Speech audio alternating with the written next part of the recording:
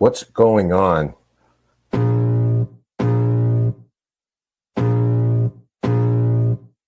I can feel the blood creeping up from the heathens. Got will, got fight, got pride, got reason. If they wanna go eat, then you know I'm gon' feed them. If you're coming for me, hope you're ready for a demon. I got eyes in the back of my head, I'm seeing. Take me for granted and you know I'm leaving. I'ma take what's mine with the webs I'm weaving. I could take this crowd from seeing to believing. Got a taste for blood and my tongue keeps bleeding. From the words I spit, so sharp, so freezing. So cold, behold, frostbite they feeling. I could tear you apart or I could go heal them. Don't believe in fate, don't believe in ceilings. I just need a taste and my mind starts feeling. I don't pace myself, I grind on kneeling. Got lust for change, I just love the feeling. I ain't gonna give up. Got too little time, I'ma live up. Head down, push forward through the tough times. Cause anything worth doing is a tough climb. I ain't gonna give up. Got too little time, I'ma live up. Head down, push forward through the tough times. Cause anything worth doing is a tough climb. Cause I'ma live life for the fight, yeah, I'm here to get it. I got drive, got sight, always have a vision. I don't lie at night, I be in my feelings. I'ma be fine, need time, and I'll soon be winning. I live life for the fight, yeah, I'm here to get it. I got drive, got sight, always have a vision. I don't lie at night, I be in my feelings. I'ma be fine, need time, and I'll soon be winning. I can feel the blood creeping up from the heathens. Got will, got fight, got pride, got reason. If they wanna go eat, then you know I'm gon' feed them. If you're coming for me, hope you're ready for a demon. I can feel the blood creeping up from the heathens. Got will, got fight, got pride, got reason. If you wanna go eat, then you know I'm gon' feed them. If you're coming for me, hope you're ready for a demon.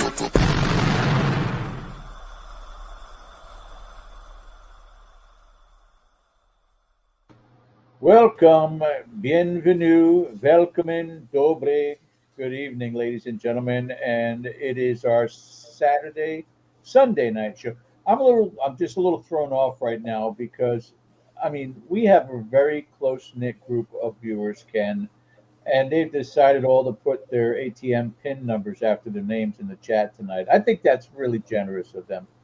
Thank you so much. Yeah. Where is that? There is apparently, I don't know what you're all having to deal with out there because we're, in studio right now. But I hope everybody can get it figured out. I'm seeing reboots, change names. No idea what's going out there in YouTube land, but I hope you can bear with them and hang around with us. If you were a Patreon member, this would never happen. Just saying. Right. Well, there's still plenty of room for you. Welcome you guys to our Sunday night show, the next 2 hours in and around the topic of the paranormal with wonderful guests and great topics. And thank you guys for joining us tonight. Don't forget to hit that subscribe button. Also, the thumbs up for our incredible content that continues to grow. And, of course, the reminder bell to notify you. It's a notification for upcoming content each and every week. Something new coming out here on Dead Air Full Spectrum. My name is George Lopez, and Mr. Ken DaCosta, joining us also. And it's a bit of an experiment tonight. Here's the computer update. You guys ready? Almost everybody in there I see, I recognize their names on there. So here's the issue. So I was talking to my local computer guy, and he told me that I should probably just return the newest computer, the expensive one, because it's not providing for me what I needed. In other words, the CPU on the new computer was overheating like the CPU on this computer, which is, of course, reverse on the camera, but over here. It's really over here, but over here. And so I said, all right, let me check to see. So I contacted Dell, and the salesperson said, well, there's a restocking fee. I said, I'm not paying for it. And my computer guy said, it's not a restocking fee because it's not working right. It's overheating. So they said, no, it's got to go through Pro supreme support, whatever the heck. And I said, all right, come on, come check it out. So the guy did the remote view onto, and not the way we do remote view, but through the computer, the remote assist. And they are looking at it, running these diagnostics, and suddenly the pro support tech assistant said, what the hell? And started going deeper and deeper and said, yeah, you're getting your full refund back. Yay, okay, great, wonderful.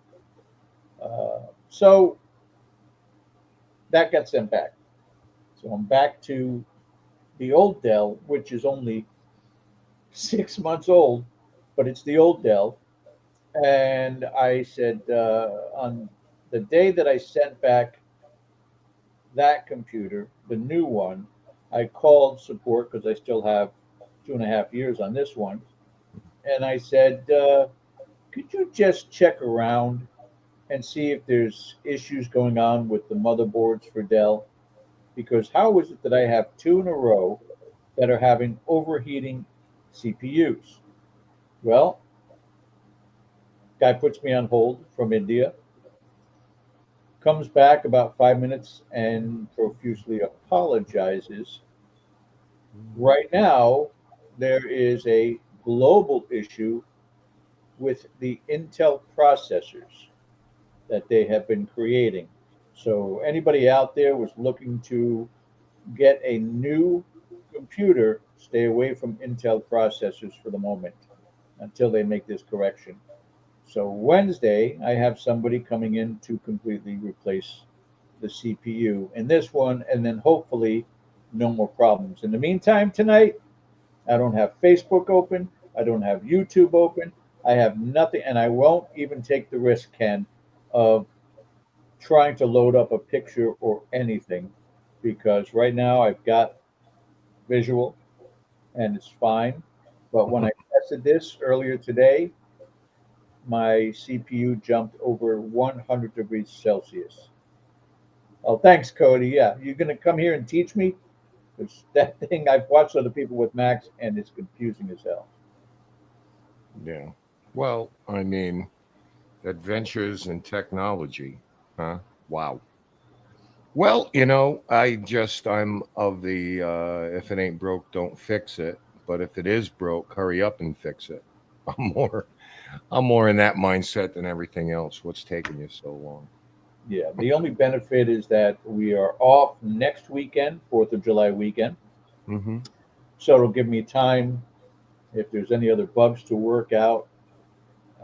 'Cause I don't mind calling Dell tech support a million times and getting this all resolved once and for all. Because I was even considering shopping for a third one, a gaming computer, Alienware they call it. I think that's a great name for it. But if this does the job with the corrected CPU, then I don't have to worry about that extra expense. That's the important part, because computers, they are not cheap. How you doing, Ken? I'm doing well. Godspeed on that. Got in a little earlier. Took a nice weekend in New Hampshire to get Oh yeah, away. that's right. You've been traveling around. Yep. We had a nice, very nice cabin on Lake Webster that we spent some time in and did a little bit of sightseeing. Saturday wasn't the best day. We got a little rain, but did a little kayaking and Ooh. had a good time. Made some s'mores. So we did for those of you who watch, we did a little Facebook Live last night just to say hello to everybody and let you in on what was going on. So that was fun.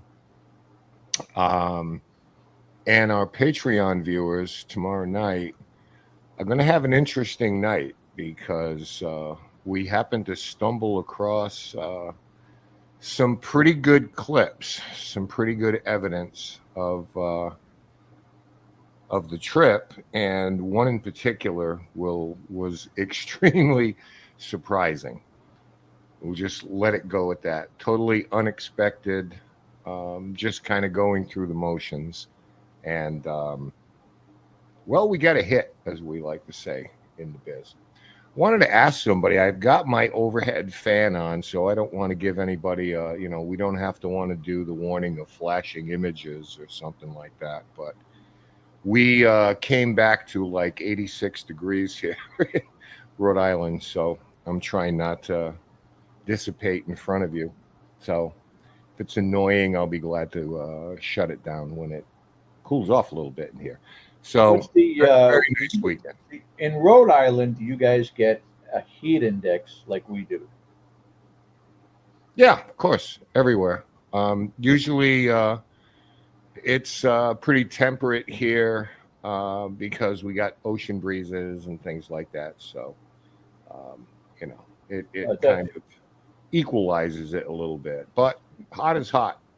It Hot is doesn't hot. matter here in Florida. I'm 5 miles linear, 5 miles to the beach, to the coastline.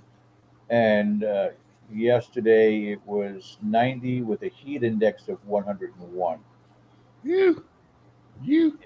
And dear old dad goes, I think I want to sit outside for a while. I'm like, go ahead. 10 minutes later, oh, it's hot. Let's go back inside. Right. It's just, it's just too much. No, it was very good. And our Patreon viewers on our town hall tomorrow night. We've got some really interesting things that we want to play for you. So give you an idea. We did spend a night at what is called the 1875 in, hello, Witch Moon, in Tilton, New Hampshire. Many, many years ago, investigated by ghost hunters, but we were only 15 minutes away. So decision was made, well, let's just go there. And because nobody had booked, we ended up getting 2 rooms to investigate. So there are a couple of things out of there and other places that were interesting. To let everybody in on it now, our guest tonight is supposed to be Major Lori Rehfeldt.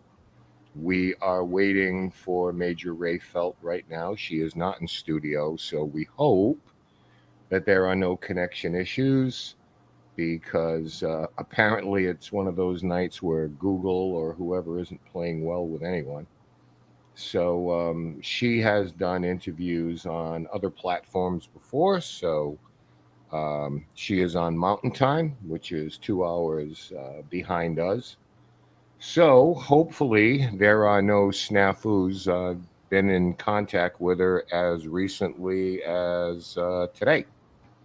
So she had said she's going to pop on early. So hopefully there aren't any issues out in wherever she is, Colorado, Nevada, so forth and so on, because I've been looking forward to this because she's got a different perspective on what everyone knows as the Rendlesham UFO incident.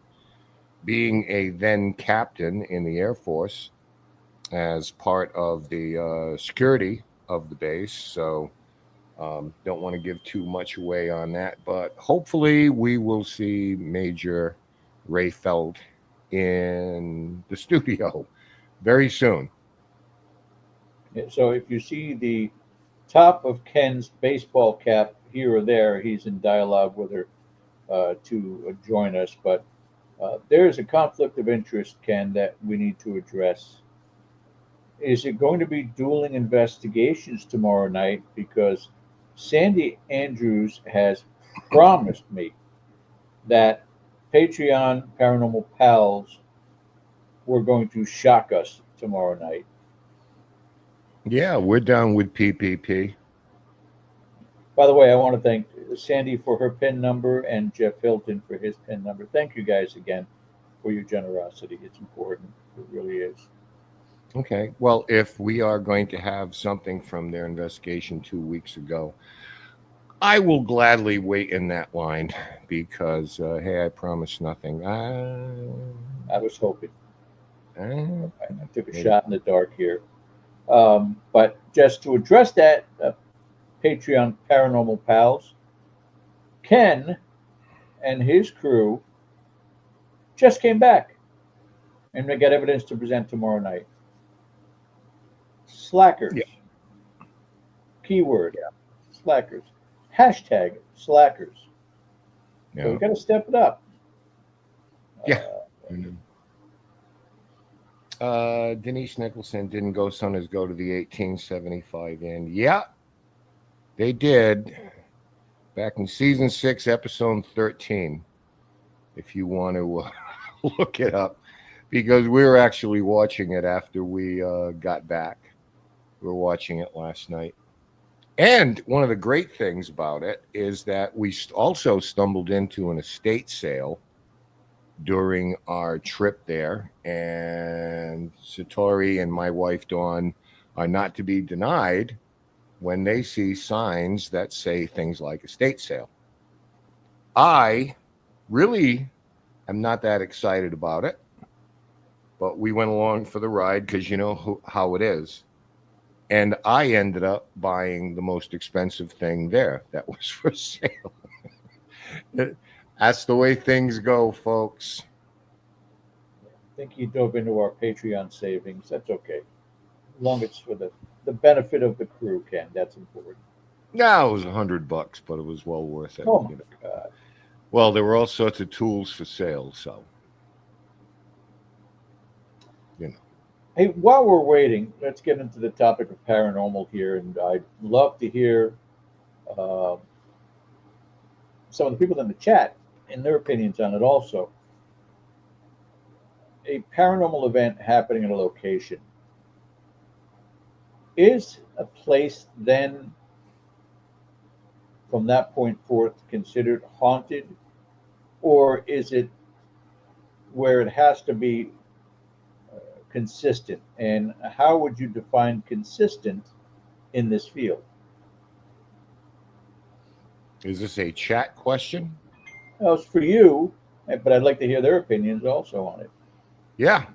Haunted is thrown around a lot, but haunted has to be something that's repetitious and consistent to some degree. Now, you can define consistent as it happens at 7 o'clock every night, but that's not necessarily always the case.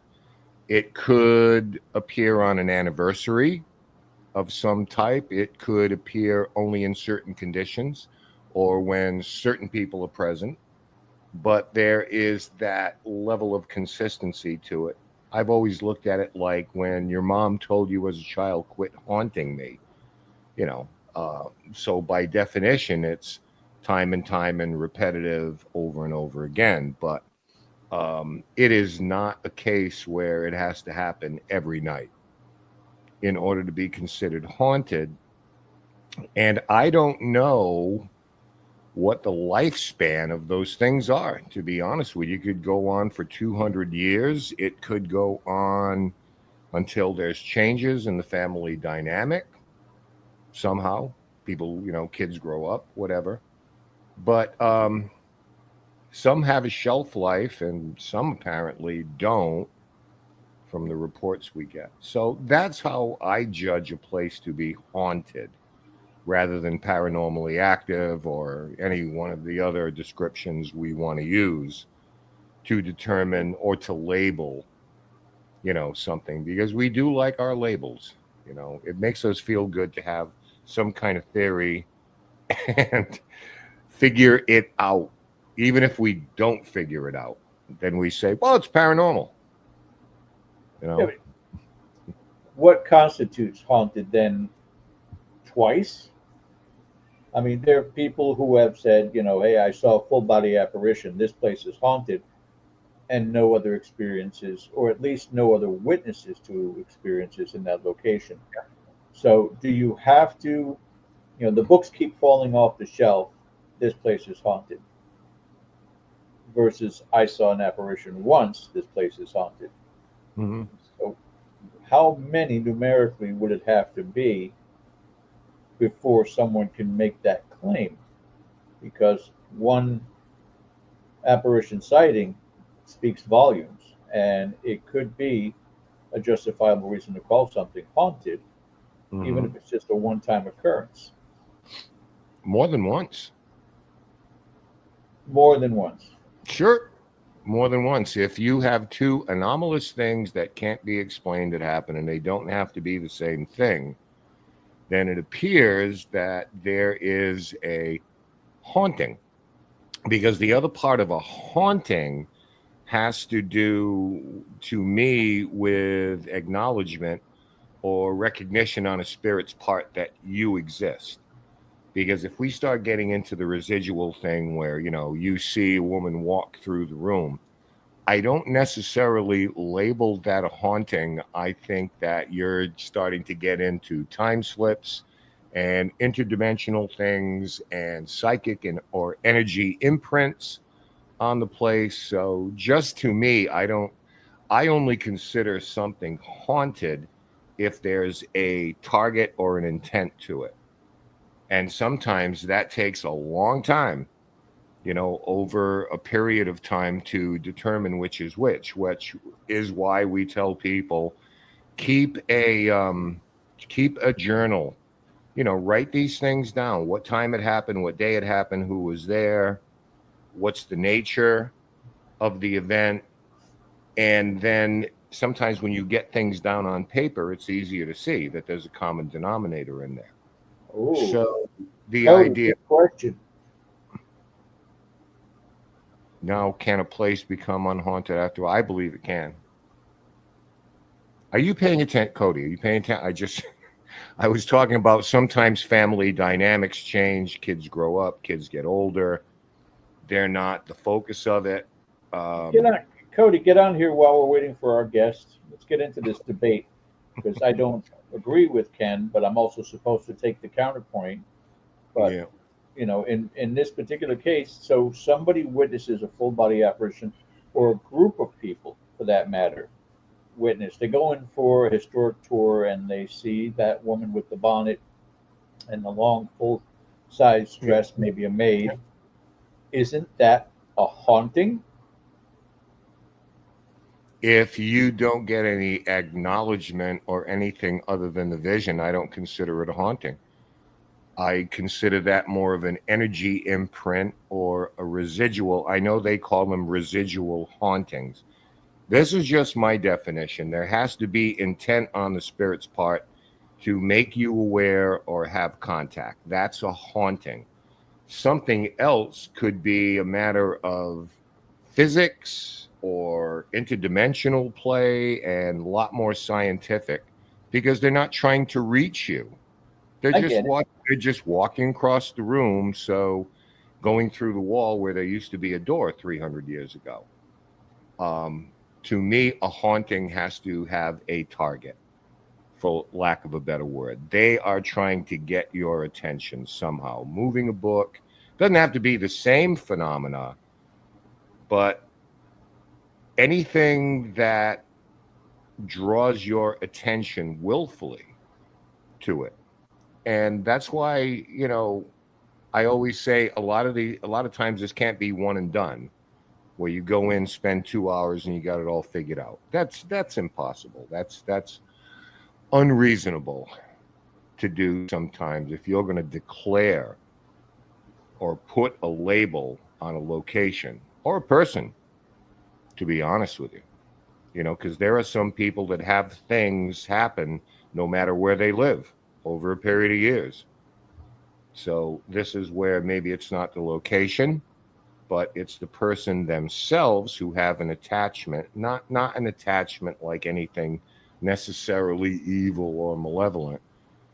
It could be very benign and very nice, when someone is just looking over you or curious about you, or maybe you remind them of somebody that they knew when they were alive. There are, so you don't consider residual activity haunting? No, I don't. No. And yet, as a feel, and again, that's the unfortunate part of it, is that there is no formal designation uh, for this No. title or nomenclature. Because what if there is human-driven poltergeist activity knocking the books off? Right. That'll be categorized as haunted until otherwise proven. Yeah. That Well, I is mean, not an intelligent spirit. yeah. I mean, again, that's us because we like to be able to figure things out. which is Sure. why we categorize them and put labels on them and call them this or this or this, and level 5, level 3, level 4. And when we can't figure something out, we just call it paranormal. Oh, it's paranormal. Anything is possible. But when we start to see things like residual hauntings, and residual hauntings can also be noises, you can tap into those. Footsteps upstairs or something dragging across the floor, you go up, nothing's there. I'm not ready to declare that residual quite yet without experiencing it more than once or someone else experiencing it more than once.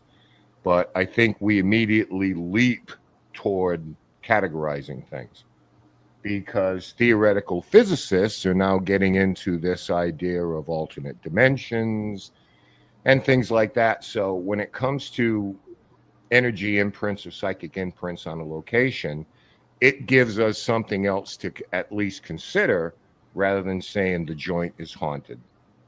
Yeah. I hope I explained my position. I hope I explained that the right way. Oh, you did. You did. I'm just, again, I'm going to be somebody who is never going to be settled until we can validate in every which way. And we may never, but there are considerations to be had with all of this, and, when you talk about it's just residual, and it's very rare, at least to my experience and to the experiences of we've had as guests, those people who either reside in a haunted location or they manage one. It's usually not just one category. It seems to be in flux. And, you know, people always talk about, we've got to get all the pieces of the puzzle together to get the big picture. And yet, one puzzle piece by itself is a picture in itself. And that one experience is a story to be had, whatever that may be, as minimal as may be, as a single footstep to a full blown apparition that multiple people are experiencing. So I don't know. It's like taking the factor of Cody and Satori, whether they're doing the tapping or they're doing the Estes method. There is intelligent communication that's going on. Right. Your experiences at the Shanley with the footsteps, down the hallway. I mean, there are certain things that validate it, but Yep. I think again, all too much. I mean, I've had paranormal phenomena in my house. I don't call my house haunted, but it's been more than one occasion where something's happened. And I don't know whether or not that's just a protective measure on my part. I don't know whether or not other people, because you've done scores of homes, whether other people don't want that fact involved with their home either. And I don't know how you handle that when they don't want to believe it, and yet there are things that are showing examples that there's a haunting. Well, for the longest time, everything was declared haunted if something unexplainable happened there. And then suddenly we got into it's an active location. So that terminology came up all of a sudden. Why?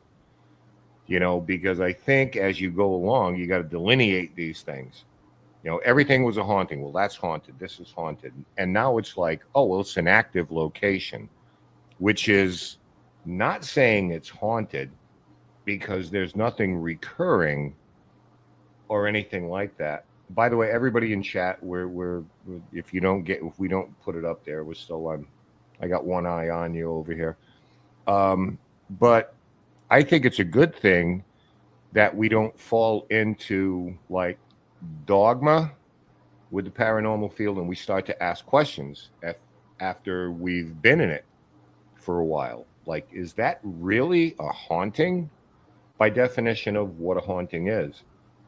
And as I said before, residual can also mean sounds. You could be hearing footsteps of somebody climbing the stairs from 200 years, or somebody moving something upstairs. We kind of tend to think that someone's trying to get our attention, and that's not necessarily the case. And what really changed my mind about it was a case that we were on a couple of years ago, where an intelligent spirit who gave us his name and communicated with us let us know that he was aware of a residual spirit Right. that was there, because the employees at this place would see a woman walk back and forth, between the break room and an office. So that's why we had the opportunity to go in. In communicating with this spirit, we asked him about that woman, and he said, yeah, she doesn't talk to anybody, which in my mind is like, with his level of, I don't want to say he's a lack of worldliness. He is describing a residual spirit in his own language, in what he can yeah, we see her, but she don't talk to nobody. And that's interesting, because that spirit isn't interacting with spirits on the other side who are intelligent. You know what I mean? So that's why it gave me pause to say, is this really a one size fits all type deal with this residual type thing? Because she's not interacting with them on the other side either. They're seeing her as we do, just somebody who walks back and forth. And that was fascinating to me. So so if I'm going against the grain, is what I'm saying, but I don't consider residual hauntings hauntings. That's only because we put the word hauntings at the end of residual. Demonic haunting, residual haunting, intelligent haunting. I don't think they're all hauntings. You know. That leaves a very interesting question in my mind then about this woman. She doesn't talk to anybody. Yeah. Are there levels of planes? Can a Victorian woman or a Civil War soldier speak to a spirit in the same location from the 70s in a members only jacket? Can they Um, see each other? Can they communicate with each other? Or is it on different planes and levels of experience I think or those haunting? people can be found and they're available, but I don't think it's a deal where everyone knows each other and it all just comes to them. I think if there's a request made, sometimes you get shut down. It's like, I don't know who you're talking about. And other times, when a person does come through who's unknown to whoever the subject that you're speaking to in the spirit realm, I think they have their own introduction at that point in time. If somebody wants to come and talk to you, through whatever means or channel that there is, they may intercede in the conversation you're having with someone else. And I think they meet each other for the first time. So then it becomes, oh, somebody's downstairs and wants to talk to you. And, Right. we've done this Dracodian stories like, can you go get them, please? And then they will literally go get them. And or if they don't want to participate, they will act as kind of the liaison between them and give you the messages they're sending. And they're still very accurate. So I mean, it's complicated over there too. I mean, it really is. And in my experience, it's complicated over there too. James Bennett wants to know, does a haunting need to be interactive? Yes, and that, in my opinion, James, a haunting has to be. Again, I go back to your mom. You're tugging on her dress, mommy, mommy, mommy, mommy. You're haunting her. So to me, that spirit has to acknowledge you. Either, you know, in an apparitional sense, you lock eyes and they're aware of you, or they try to speak. Some people say they come to you in dreams. I don't know. Yep. Okay. That's fine. Or they respond to something you could ask them to do, whether it's knocking on something or whether they're leaving you tokens on a consistent basis. But if it comes down to the chair was found in a different place and a book was knocked off, it doesn't have to be the same activity, but there has to be a consistency. It's like, okay, there's a lot of weird stuff. I put my keys there. Now they're on top of the refrigerator. So I think I'm just saying to me, there has to be an intent to contact or draw your attention somehow. So, I mean, that's just kind of what I think it is. Instead of lumping everything into a haunting, this is a But haunting, demonic that haunting, residual again, haunting. that leaves a scenario that can be debated if you were to go. Where did you go this weekend again? New Hampshire. I mean, the building. Where did you investigate? Oh, the 1875 Inn, otherwise known as the Tilton Inn. Okay. You go there and you hear the claims of a haunting. And then your team goes in and will just pretend that you didn't get responses. And so one thing that, I never hear from Ocean State Paracon, oh, no, State Paracon, but just drawing a blank on your team, Rise Up Paranormal. You guys almost always do, but your technique and your approach is noteworthy to how you get responses on a regular basis. But let's just say, for whatever reason, no response at this location. All right. So you're not getting an intelligent response. Does that deem those stories to be false then? Because it's not been documented by an investigative team. It's only been experiences by those who reside there. Yeah, no, to me, that's the height of arrogance. For a couple of reasons. You can't, if we go in there for 3, 5, 6 hours, or maybe we stay overnight, and we don't have anything profound that happens to us, then you can't dismiss what everybody says out of hand. We just label it inconclusive, which is why a lot of times we return to places because, a mechanic can't always figure out what's wrong with your car until they get under the hood, right? And that could take a day or 2 days. It's not just my car's going bung, bung, bung, ba bung, bung. It's, oh, I know what that is. It's a bearing. Sometimes you got to get it up on a lift and you got to look at it. It's no different from what we're doing. So just because nothing happens, we don't just say, oh, well, if it didn't happen to us, we're the greatest team in the world. So therefore, it's all baloney. No, it's just inconclusive at that time.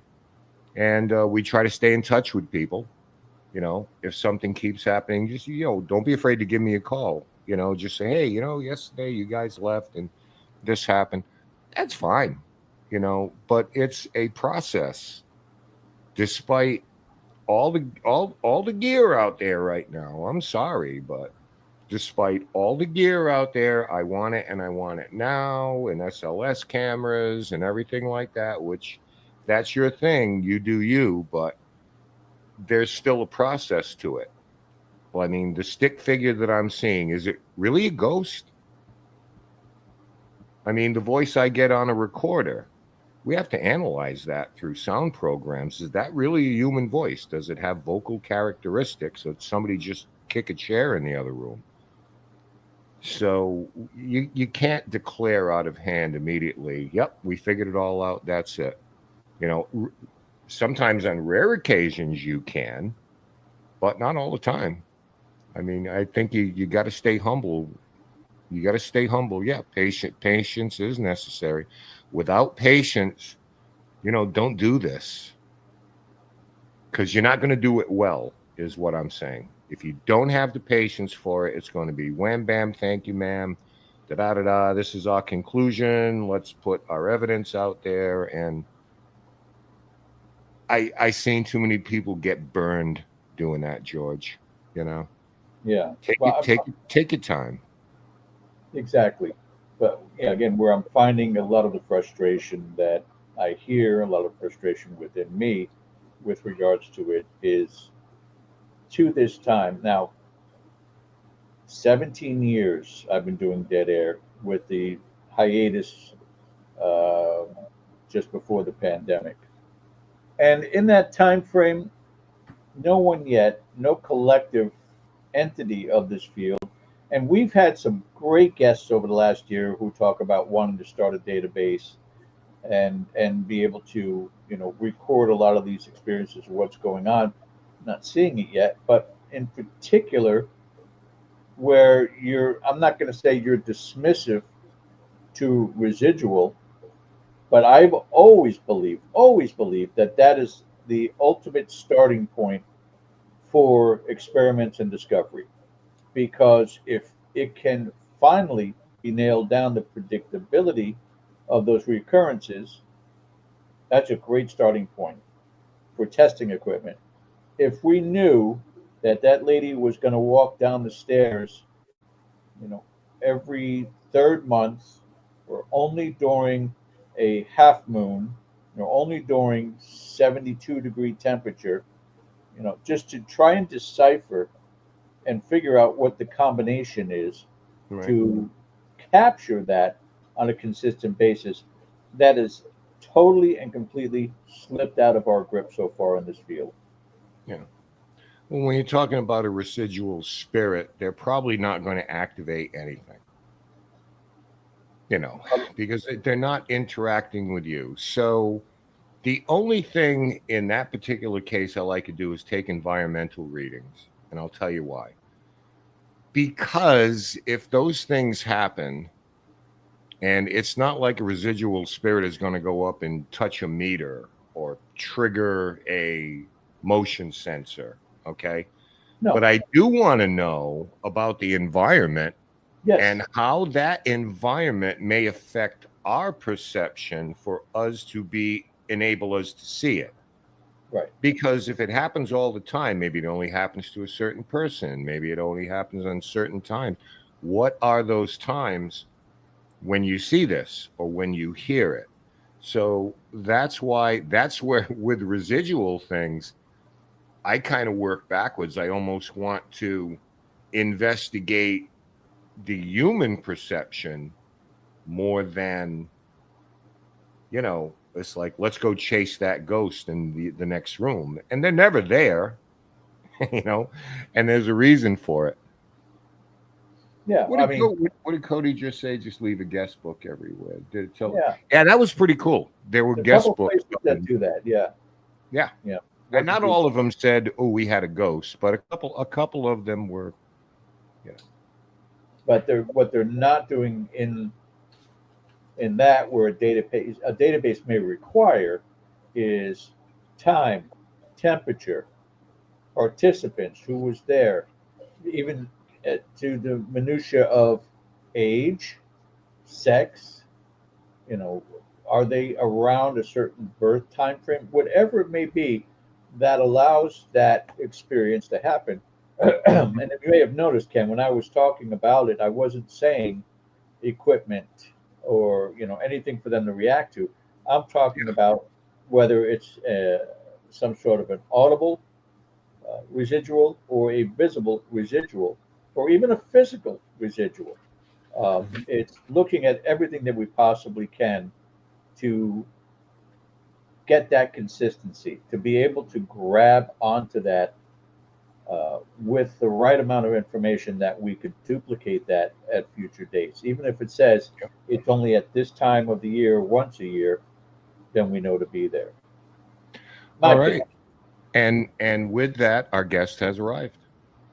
So I would like to give her an introduction now. Okay, so we are aware, most of us, of the Rendlesham Forest Incident. It's been debated, been analyzed. There have been controversies about it, but nonetheless, I think it's one of the most credible UFO incidents and encounters in our history in terms of how it's been documented.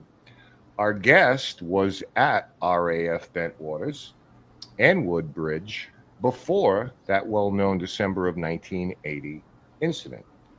And she experienced some things that suggest that what you've heard is not the whole story.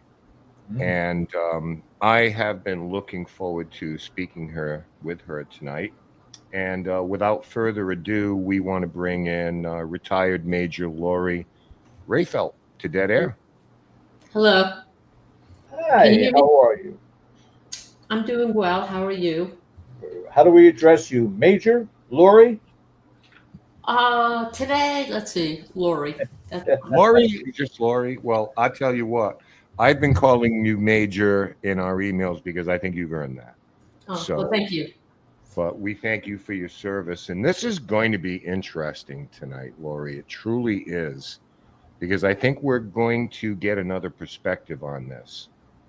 Because we've heard from airmen that were there, Colonel Hall, Jim Peniston, and so forth. We've heard the recordings, but your experience is a little bit different. And when I read about that, it just suddenly, oh, there's something else here. I thought I was an aficionado of it, but now I think there's more going on here. I totally agree with you 100%. Okay. And it's been interesting because it's kind of been like a club in a way that, some people didn't want me on the justice for the 81st Security Police Squadron in 1980 to be a part of that group, mainly because I wasn't part of the Rendlesham Forest Incident. In fact, my orders were for December 26th to leave, and I got mad. So I actually took leave and went home in December 15th. So, and then I went straight to my next base. But yeah, I was pretty much through with the place for sure. And it was, I spent 27 years in the military, and that was the most difficult assignment I experienced. And in many ways, it didn't have to be that way. However, the atmosphere was wrong. There was so many elements that really were, I'd say, sinister. And in many cases, I think there have been, as many know, there have been experiments all around the forest, which makes sense because you're in a sleepy little village. I mean, we were just two tiny little bases, and you would think that nothing's going to happen there. And it was just, it was just people, a lot of the airmen I worked with, there were many who got out early because they felt a sense of dread. They felt the sense that they had to get out of there, or it was a fight or flight feeling, and they were really good people. And then the Major Ziegler would then put them on snap duty and all this stuff. But when you first get to the base, the first thing they say is welcome to Cripple Creek, or at least that's what my sponsor said. And I'm like Cripple Creek, wait, this is Royal Air Force, RAF Bentwaters. And, and I just felt the heaviness of the place, like gravity was pushing down on me. And there have been some people that have been talking in a real positive way, saying that that is one of the side effects of what happens with some of these radar jamming experiments that they had going on. And I've had a lot of time to think about my time there and what happened and what I've experienced and read up on some of the projects, some of the things that have gone on. John Burroughs has been really wonderful about actually sharing a lot of information that, he was talking about, the whole weaponization, which there's some truth there, I believe. But I really think that what happened was that our government and the British government came up with some money and said, hey, let's play around with the Einstein's theory of relativity and see if we can make things invisible, kind of like the Philadelphia experiment. And I think what happened is that they punched a hole into the realms, into like a dimension. And all this negative energy was pouring out of it. And I would say it's near Eastgate and near the in Rendlesham Forest itself. That's one of my hypotheses. Yeah. Well, what I want to get into those because I want to go beyond the incident itself. So for our audience, what basically were your responsibilities in your time on the base? Yeah, I was one of the few women in law enforcement. And when I enlisted in the Air Force, I did not know that I would be one of few. I thought the numbers would be relatively equal. But out of the whole squadron at the 81st Security Police Squadron, there were probably about no more than maybe 5, or I would probably be exaggerating if I said there were 10 women there. Yeah, that's me. I'm at the Woodbridge main gate, and and there I am, Captain Lori Rehfeldt in the reserves. Yeah, that was actually in Korea. Like I said, I had some really, really great assignments after. I didn't think law enforcement was a good fit for me personally, but I kind of realized that after 2 years, I could cross train and go into something that was more of a fit for me.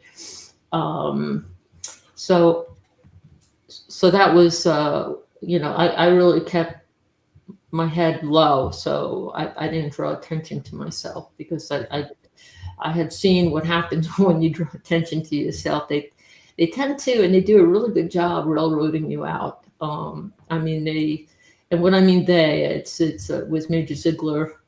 They would even plant marijuana in some of the dormitories just to railroad these guys out. It was just it was really underhanded. Or they would come up with, well, you're not doing your job. We've got you working in a different kind of job, so we can get you out of the military. And this is during a recession, because we're talking about the late 1970s. And then what they did is they put a code on many of the guys that left on their honorable discharge, DD Form 214, saying this person can never re-enlist if they choose to or if they want to. But they weren't told that. It was, so there were just a lot of creepy things that happened during that time. But it was, you kind of felt like you were walking on thin ice. Okay. Now, in the book, and I'm going to put this up too, because this is important. Now, you've written a book. It's called Rendlesham Lone Ranger. And we're going to show everybody where you can get this. And I strongly urge everybody to go out and give this a read to hear Lori's perspective on this. But one of the things in general terms that interested me, because this, again, some of these things seem to be leading up to the actual incident. And I think it was on Christmas night or Christmas Eve. Yeah. You've spoken as if you felt the land rejected you somehow. So, I mean, could you go into a little bit more detail on that? Like, how did you feel this? When did you feel this? Did it affect you physically or psychologically? And what exactly do you mean by feeling rejected by the land itself? I'm not really sure where that quote came from. Rejected by the land. I'll tell you this is that, and I hope it really answers your question. Is that before I went into the military, and that's why I focused quite a bit on my childhood. Is that I had things happening to me that I felt like I was. I'm what you call very, very empathetic, to the point that I can feel other people's pain and that kind of thing. And, it's like sucks out the energy from me. But, and I'm usually right, which really is unnerving. But I think at the time, like when I was a kid, I mean, I walked past a double door and saw Mary, the mother of Jesus, on this huge pedestal with flowers. And then I passed a second set of doors and she was gone. And this is at a Catholic school, and you couldn't turn around to go back to the other door because then the nuns would yell at you. So, we had to kind of march. I guess I was practicing for going into the military. And and then there was another time we had this spirit that was in our basement, and I know there are a lot of people that have these types of things happen. And as I got older, especially when I went into the military, I just buried it. I just wanted to fit in. I wanted to do a good job. But yeah, I think when you talk about the land, like when I got there, I felt something was off to the point that it was really sucking the energy out of me, and I literally lost my stamina. I put on a bunch of weight. It was like very uncharacteristic of me to, so I felt like I was evolving into someone that wasn't really myself, and it was confusing me because of I couldn't figure out what's an 18, 19-year-old kid losing their stamina. I mean, I would be standing at the gate. Now, my job was mainly an entry controller, was probably my primary job. Like that picture of me talking to the guy in the car, or, checking his ID card. And then it's also on patrol, but mostly entry controller. And it was draining just to get up and to, just to move. And it's like, I wanted to sit down again. And, it's just, so that really bothered me. And then my mom came to visit me almost a year,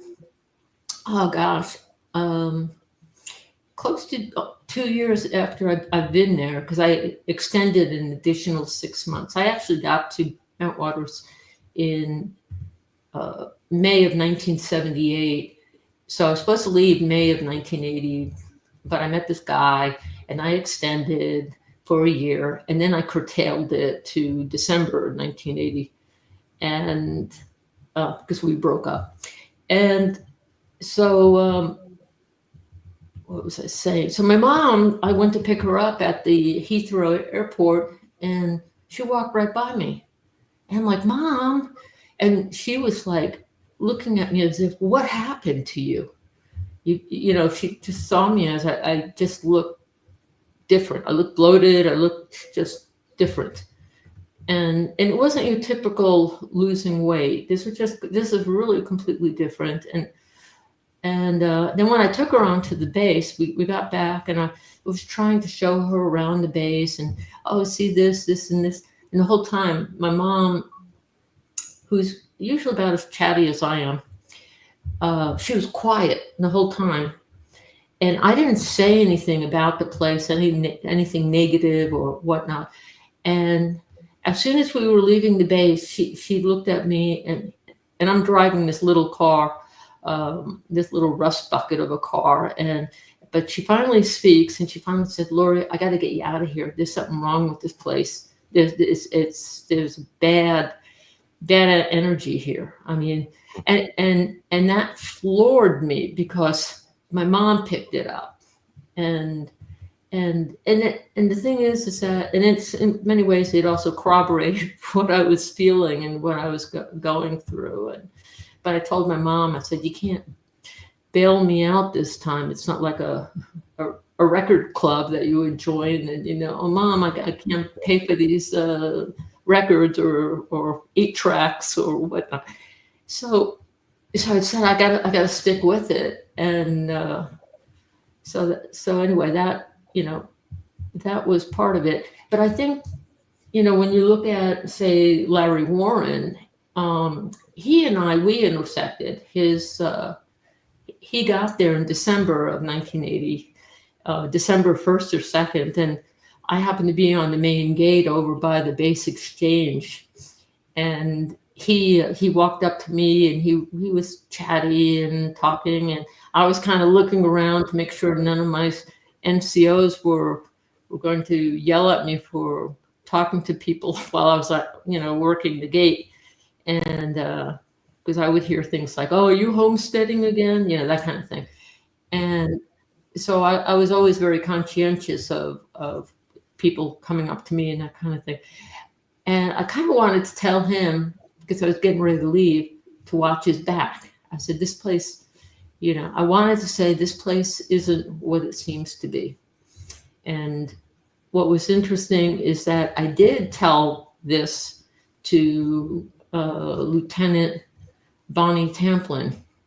I actually decided to go over to, she was living in this Quonset hut, and I went over there and I told her, to watch her back, because she wasn't going to have support from anyone, and that there's a lot of crazy stuff going on, that is not part of just disgruntled employees or disgruntled airmen or disgruntled back office that with the majors and whatnot.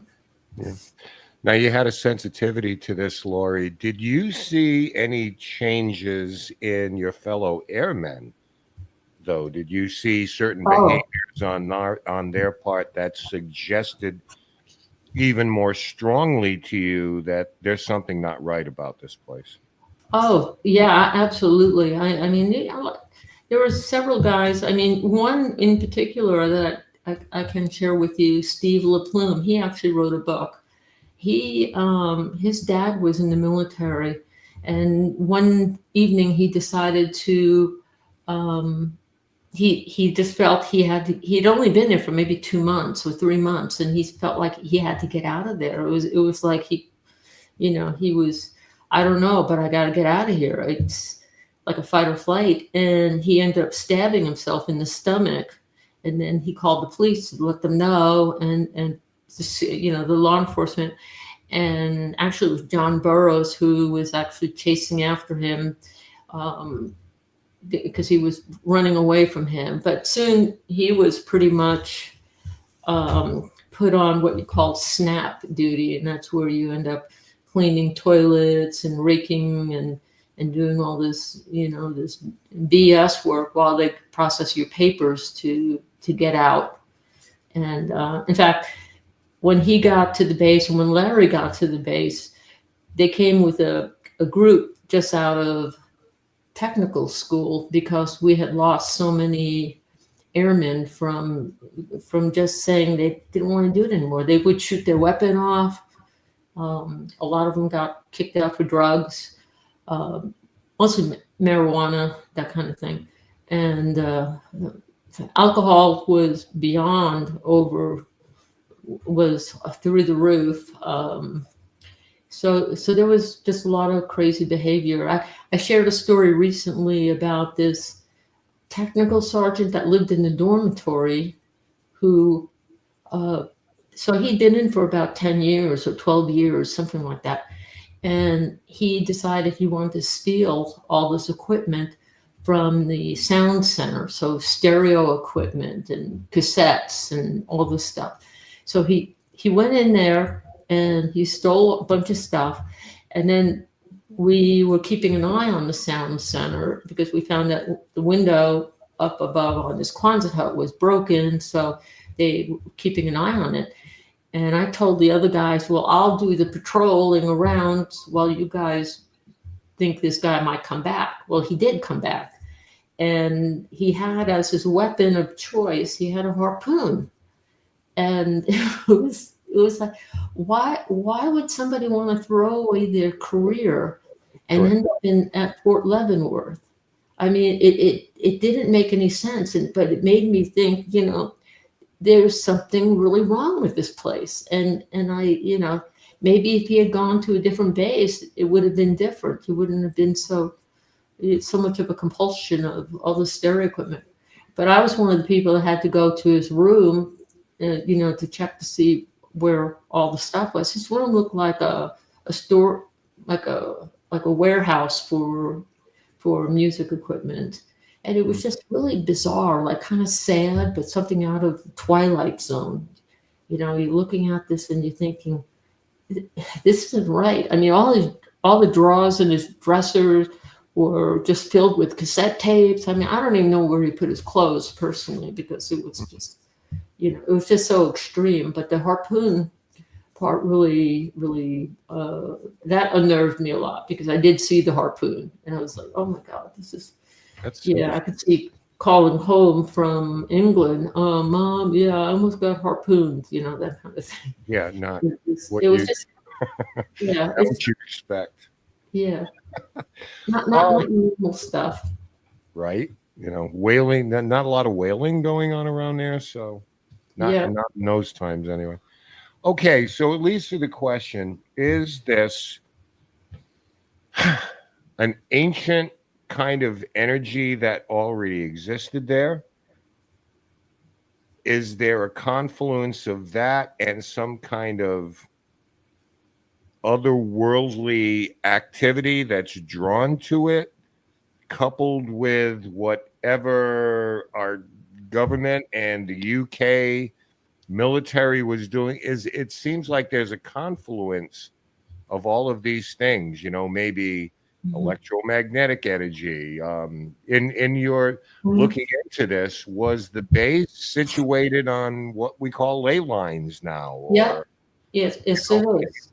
talk a little bit about that. Yeah, yeah. Actually, this is many years after, when I found out that the uh, UFO came back. You know that, but this time Colonel Halt and a couple of NCOs saw it. So I was like, oh man, because I was, you know, thrown over the coals for it. But I started doing a lot of research about it, trying to figure out just that. And someone, you know, through the internet had mentioned about the ley lines or ley lines, and so there was this energy of, you know, these lines that go through, that they find out that they actually intersect through the pyramids.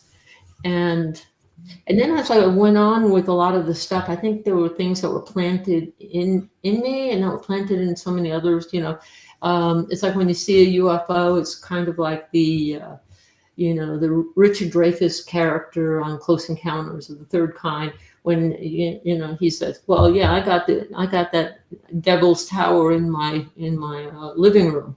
You know, it's like, I don't know why I'm drawing this, but I started having these dreams, and they were recurring all the time. And this was just after I learned that the UFO came back, so it was almost like an awakening for me.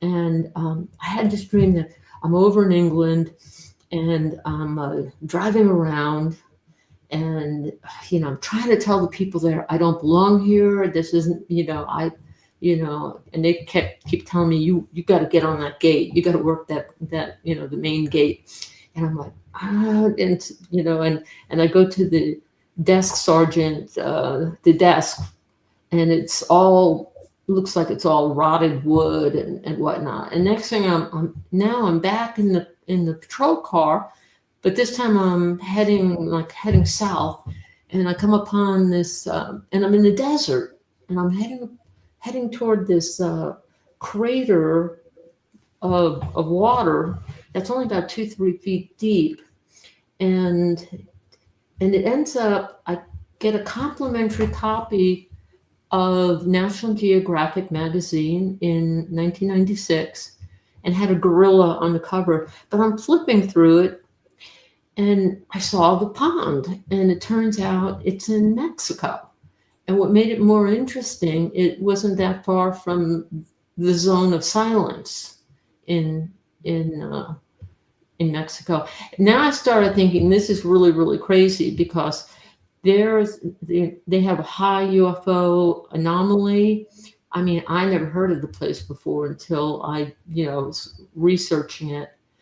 And then I started getting this feeling of Pleiades is part of this. And you know, again, it's like, how do you know, Lori? And I'm like, I don't know, but they intersect with Bentwaters, and and the zone of silence. So I find out that the the people of Pleiades, they actually rescue people near the zone of silence. All of a sudden, they just show up. There are three of them, one woman and two men. And then I'm thinking, well, how is Bentwaters related to Pleiades? Well, it turns out there's a place not even half a mile from Woodbridge called Sutton Hoo, and there's these mounds, and there was a film that they made recently called The Dig, and they dug up this huge it was like a burial. They literally buried a ship. But the thing that was interesting to me was when I learned that when you look from the sky view looking down on these mounds, it's the constellation of Pleiades. So there we go. We got the intersections of the two, and the when you start looking at the how zone of silence, you can almost take a ruler and draw a cross, and you'd end up going through the Bermuda Triangle to the pyramids. Mhm. And then there's a relationship between, it's like they all intersect, so I think a lot of it has been there. It's ancient. It's been there for a really long time. I think that the powers to be that are out there, I think that they feel they can really reach out to certain people, but not all people. And I think it's people that tend to be intuitive, and I didn't want people to even know that I didn't base my thoughts on logic, that I based it on I don't know, that doesn't feel right to me, and my gut feeling. But it was always right on the money. Mm-hmm. And to think that what I'm sharing with you, I haven't even gotten to the crazy stuff yet. Yeah. I wanted to ask you before, and we're going to take about a short 4-minute break here for a commercial time and everything. But as we go into break, I wanted to ask you this. So there is a long history of interest, sightings, incidents, events, however you want to frame them, however you want to call them, at nuclear bases. Mm-hmm. So I'm curious to get your thoughts, because a lot of people are starting to maybe come to the conclusion now that this is not an accident, that these things are happening. So I guess the question remains, and we know all, Maelstrom, and we Mm-hmm. know all of those, but humbly, what do you think is the draw? What is the interest in our nuclear bases? Is this a cautionary tale, or is there curiosity, or all we can do is speculate at this point? I think it's a combination. I think the biggest problem that we have is that we live on a planet that's got a lot of resources.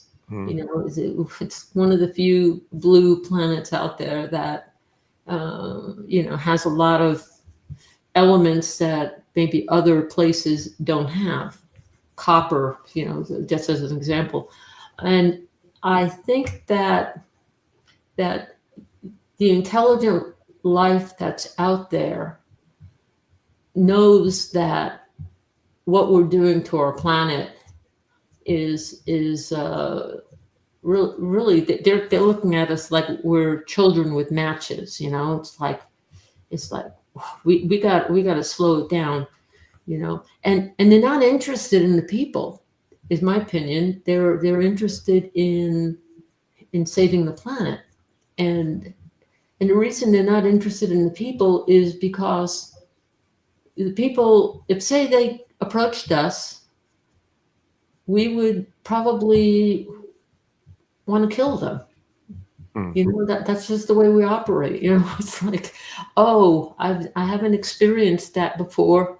Oh, a mantid. Well, I got to kill you and then we got to dissect you and see what makes you tick. Where we could be respecting the fact that we've got, there's so much that their knowledge makes us look really, really obtuse. It's like, it's like, what the hell are we doing with nuclear bombs, you people? It's like, you're going to destroy yourselves. The monkeys have bombs now. Yeah, I mean, we will destroy ourselves. I mean, it's, but, and it's like capitalism that's kind of killing us, but because of what we're doing to our planet, and but we don't stop. But our base was a nuclear base, so the inmates are running the asylum, basically. Yes. Lori, we're going to go ahead and take our quick break here. It's only about 4 minutes long. When we come back on the other side, maybe we'll get into some of those crazy stories and a little bit of homage to you as an officer in the Air Force. So we'll be back on the other side of this. Guys, stay with us. Our guest tonight, Major Lori Rehfeldt, will be back right after this break. You're watching Dead Air Live on a Dead Air Full Spectrum channel. Stay with us. We'll be right back after these commercial messages.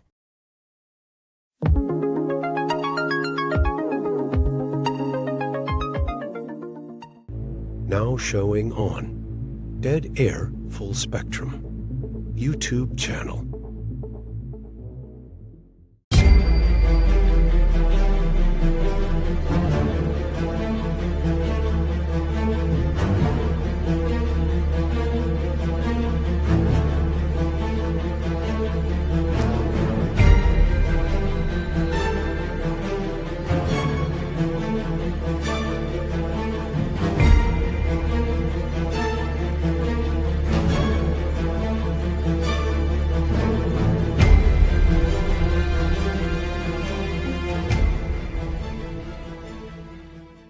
New episodes of Extremely Strange coming soon.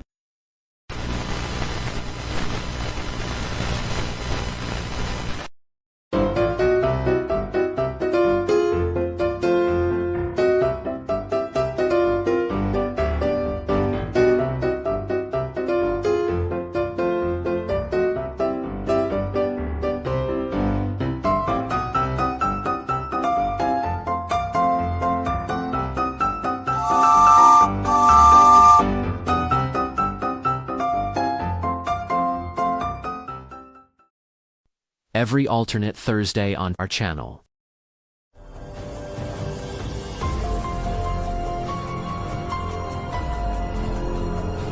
Every Thursday.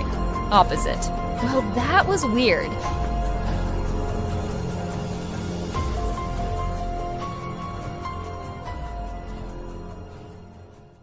In cemeteries across the world, some headstones hold more than just names and dates. They preserve cherished family recipes, etched in stone as a lasting tribute. These recipes are more than instructions for a dish. They are connections to loved ones, memories of shared meals, and a way to keep traditions alive. In this series, we'll be honoring these unique culinary legacies by bringing these recipes to life. With respect and gratitude, we'll cook the dishes exactly as they were meant to be enjoyed.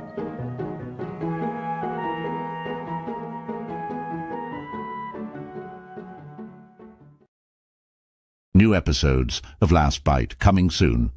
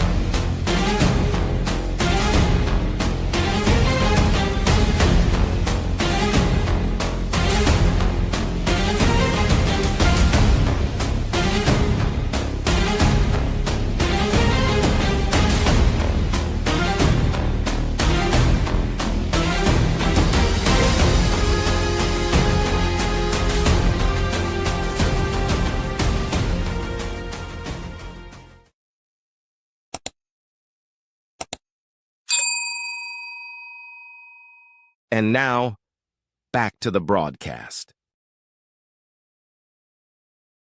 Welcome back, ladies and gentlemen. Again, very special guest tonight, Major Lori Rehfeldt, and we are thrilled to have her talking about the Rendlesham Air Force Base and her time and experiences there. By the way, I may salute you. I'm Air Force veteran, 84 through 90, stationed in southern Bavaria, Germany, for a good portion of that time. Had I been interested or involved in the paranormal at that time, you best believe you would have been one of my destinations.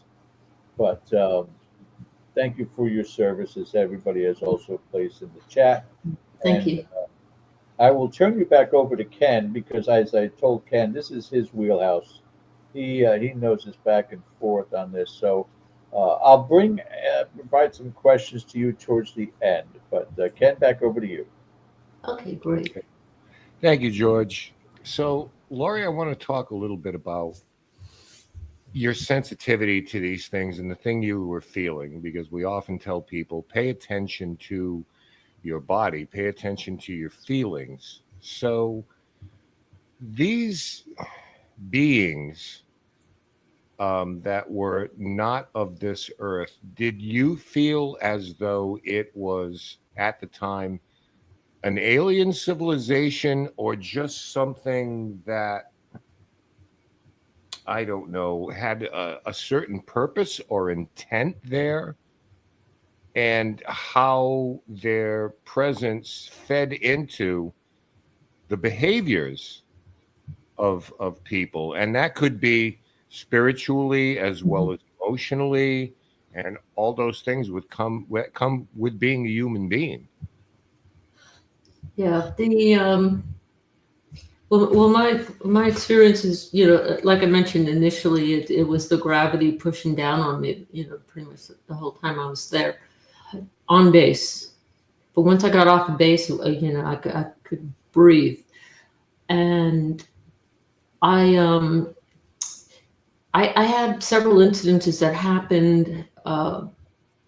Just to give you an idea, one was it was probably 4 months into my tour there, where I was sitting at East Gate. East Gate is at RAF Woodbridge, our sister base, and we would hear the stories about East End Charlie, the German pilot that crashed into it was a crash base during World War II. So he crashed into the base and he died, and he walks the runway holding his head in his arms, that kind of thing. So, and at the time, you could actually see the fog rolling in and the fog horn in the distance, and you were out there by yourself. Literally, you were about a mile from really anyone, and you had the big forest behind you, and it was really creepy. It was really, really creepy. I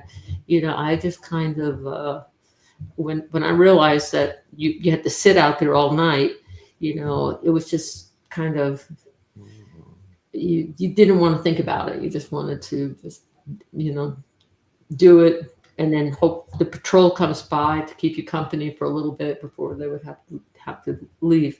Well, it was about 3 o'clock in the morning, and I'm sitting there, and the book. This is actually what Eastgate looks like.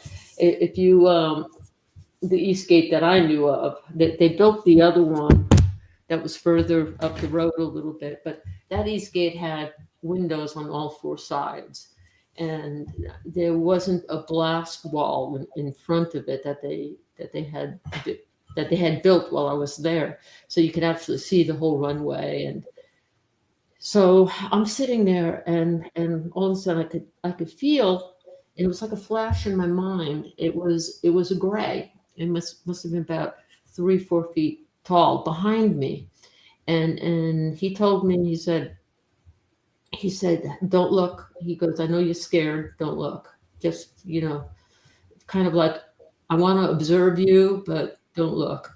And I was thinking, I'm really, really tired. I'm really trying to stay awake. So, you do your thing while I fight to stay awake. And But yes, it was very, very creepy and scary. But he didn't seem like he wanted to hurt me, and and I wasn't going to turn around and get scared. And the funny thing about this, and a lot of these stories, is that I never shared them.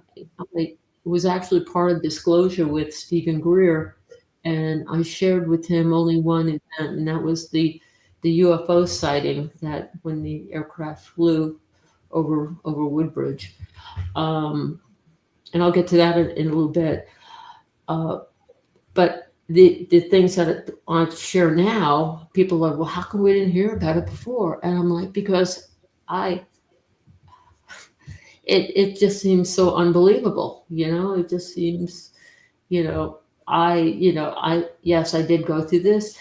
Did I really want to share it? Well, when I was active reserves as a captain with Stephen Greer, no, I didn't want to share it because I was active reserves, and I needed somebody to take my security clearance or whatnot.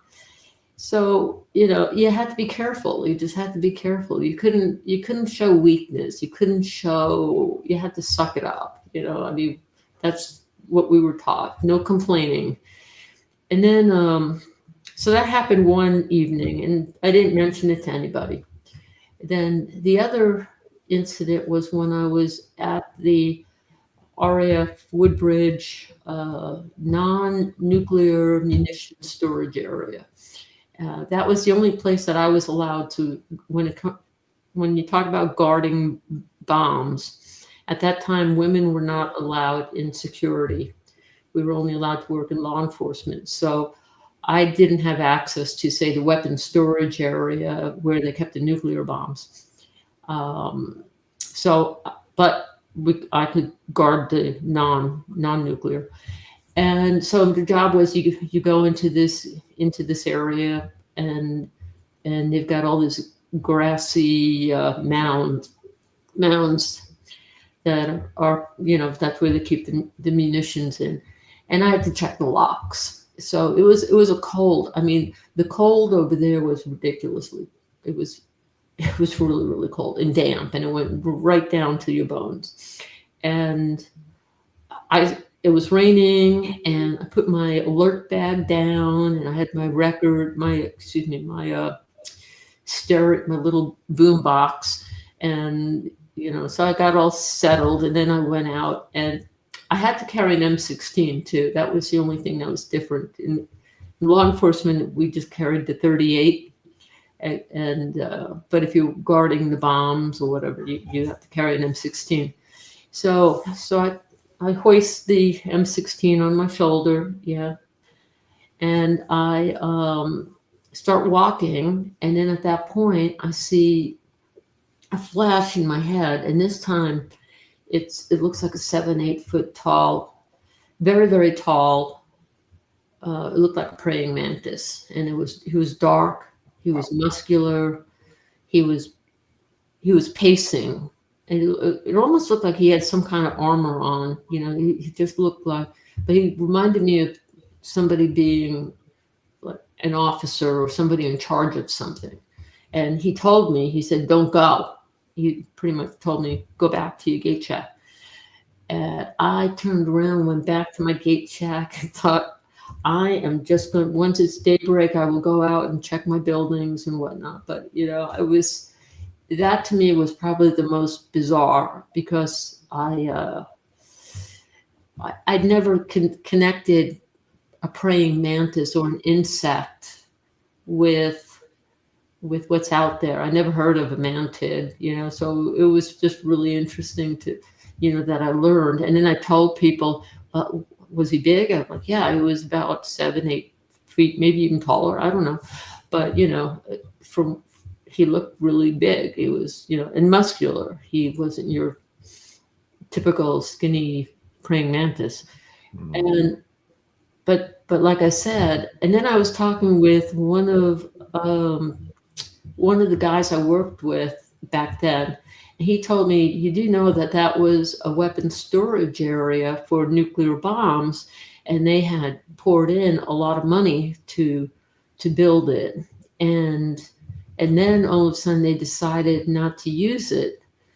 And in 1978, right when I got there, they moved all the nuclear bombs from Woodbridge over to Bentwaters.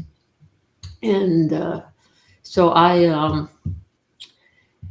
so it's interesting that they must have built it with something else in mind, maybe something to do with this praying mantis. And but it was, again, that was like buttered up to Rendlesham Forest, but it was inside the we call it the NMSA, and it was, and of course, I'd have to check my radio periodically, or they would do a radio check, and then you'd have to answer. But of course, I didn't want to sound like, again, I'm scared, I don't want to be here. I just felt like, no, I'm going to sit in my gate shack and listen to my eclectic music, like Annie. Sun will come up tomorrow. Yeah. And remind yourself of that. The interesting part of that, Lori, is since that time, there have been numerous reports of creatures that look like mantises. Since that experience you have, there have been an awful lot of people that come forward about that.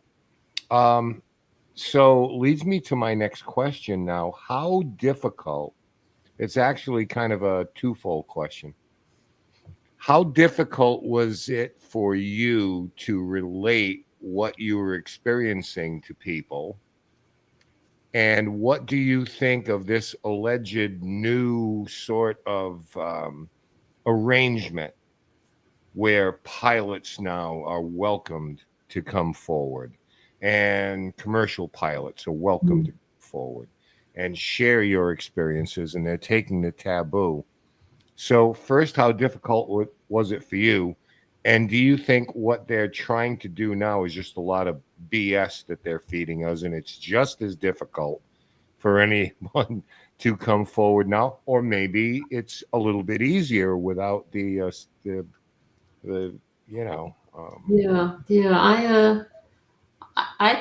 I think it's still, for military, I don't think it's easy, to talk about it.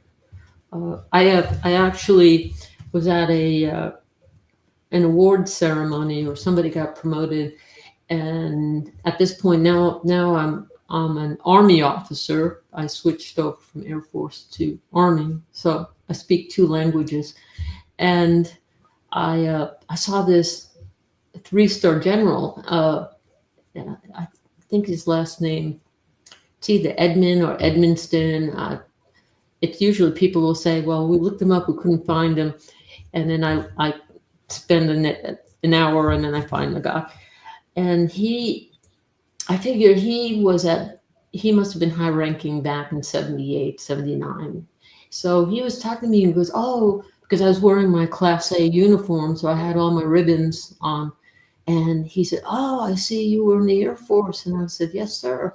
And, I told him a little bit about what I did, but then I went right into, I was stationed at RAF Bentwaters. Did you hear about the UFO? So I brought it up, and he was like, oh, yeah. I said, well, can you tell me anything about it? And he said, no, well, I'd have to kill you if I did.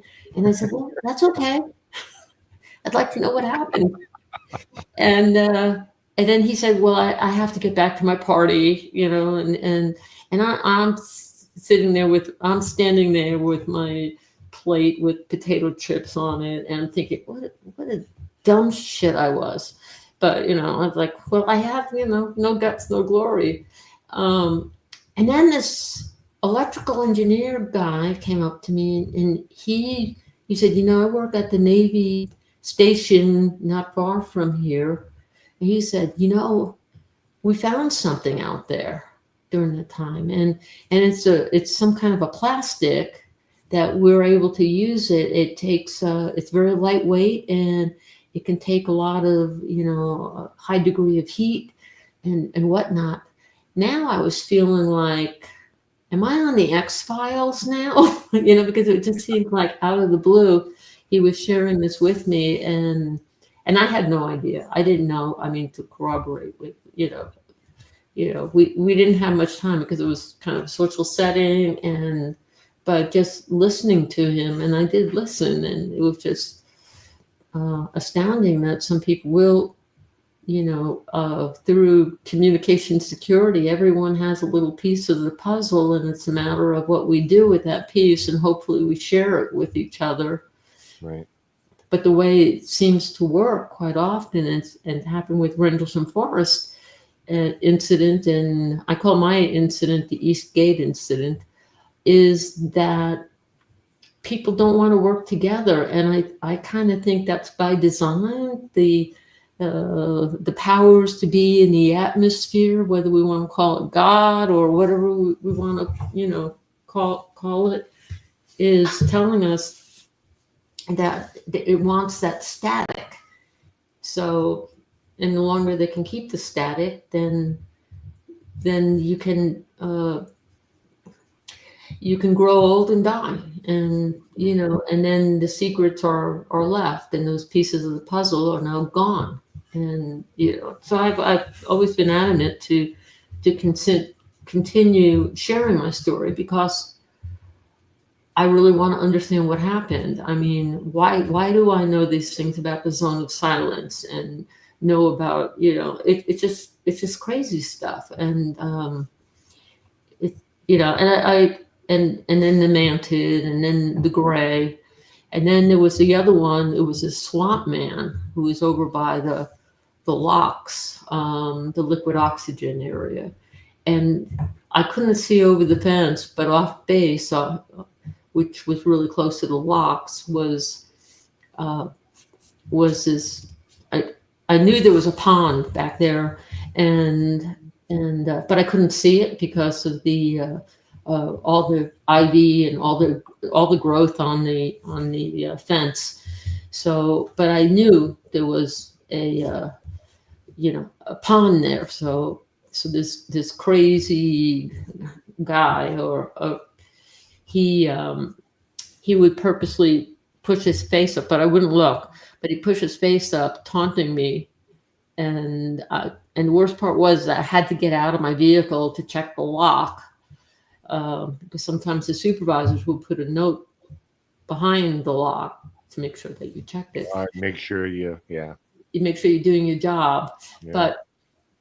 But yeah, that one scared the hell out of me. That one was like a fight or flight. It's like, as soon as I got in there, because we used to drive the old, we drove American cars or Ford pickup trucks, and I would put the Ford into reverse, and I just flew back, just drove as fast as I could to get out of there. And then when I was talking with Simon Holland, he had told me that, oh yeah, there's been, it's been known that there's this kind of a swamp man because there have been big floods over there and whatnot.